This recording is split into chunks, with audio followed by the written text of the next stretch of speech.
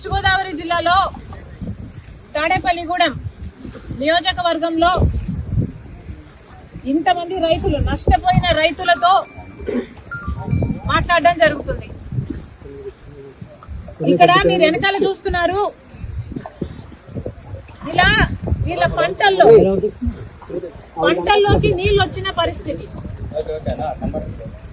ఈ పరిస్థితి కేవలం ఈ గ్రామానికి చెందే 500 ఎకరాలు. ఇలా చుట్టుపక్కల గ్రామాలు ఈ జిల్లా అంతా కలుపుకుంటే కనీసం 40,000 ఎకరాలు ఇలా నీట మునిగిందని అంచనా.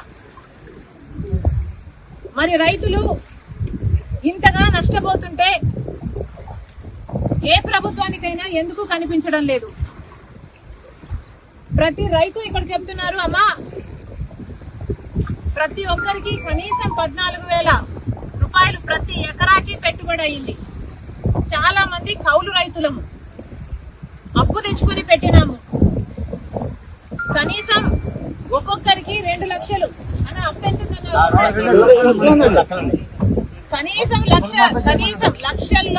లక్షల్లో వీళ్ళకి అప్పు ఉంది. కనీసం 2 లక్షలు ప్రతి రైతుకు ఇక్కడ అప్పు ఉంది.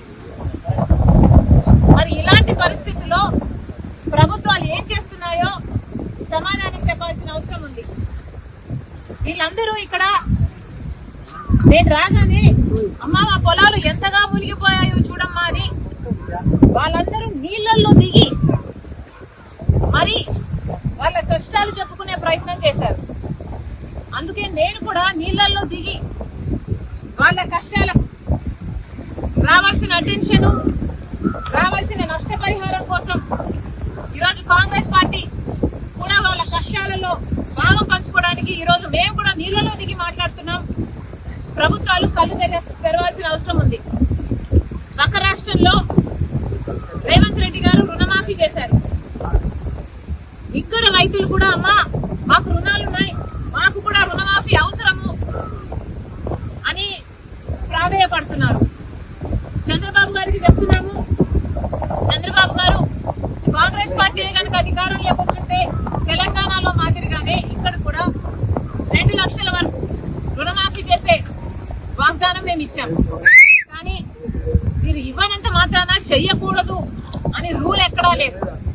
రాజశేఖర రెడ్డి గారు రుణమాఫీ చేస్తాను అని వాగ్దానం ఇవ్వకుండానే, మేనిఫెస్టోలోనూ పెట్టకుండానే రుణమాఫీ చేసిన గొప్ప మహానేత రాజశేఖర రెడ్డి గారు. చంద్రబాబు గారు కూడా రైతులను ఆదుకోవాల్సిన అవసరం ఉంది అని కాంగ్రెస్ పార్టీ డిమాండ్ చేస్తుంది. ఇక్కడ రైతులు చెప్తున్న పరిస్థితి అయితే దారుణంగా ఉంది. అమ్మా ప్రతి సంవత్సరము ఇక్కడ నీళ్లు ఇలాగే పొంగి పొర్లుతున్నాయి. ఎర్రకాలువ పైనుంది, ఎర్రకాలువలో మరమ్మతులు జరగలేదు, మోడర్నైజేషన్ ఏ కెనాల్స్ లోనూ జరగలేదు. అక్కడ గనక పూడికలు తీసునుంటే మాకు ఇన్ని నీళ్లు రాకపోయేవి, ఇంత దారుణంగా పరిస్థితి ఉండేది కాదు అంటున్నారు. మరి గత ప్రభుత్వం వైసీపీ ప్రభుత్వం, జగన్మోహన్ రెడ్డి గారు ముఖ్యమంత్రిగా ఉన్నారు. జలయజ్ఞంలో రాజశేఖర రెడ్డి గారు రైతుల పక్షపాతి అని నిరూపించుకుంటే, జలయజ్ఞంలో రాజశేఖర రెడ్డి గారు మిగిల్చి వేసిన ప్రాజెక్టులన్నీ 6 నెలల్లో పూర్తి చేస్తానన్న జగన్మోహన్ రెడ్డి గారు 6 నెలల్లో పూర్తి చేయకపోగా కనీసం ఉన్న ప్రాజెక్టులకు కూడా కనీసం మరమ్మతులు చేయలేదు. గేట్లు ఊడి తేలిపోతున్నా పట్టించుకోలేదు. ఆఖరికి పూడికలు కూడా తీయలేదు. తట్టెడు మత్తి కూడా ఎత్తి పోసిన పాపాన పోలేదు. కాబట్టే ఈ రోజు ఇంతగా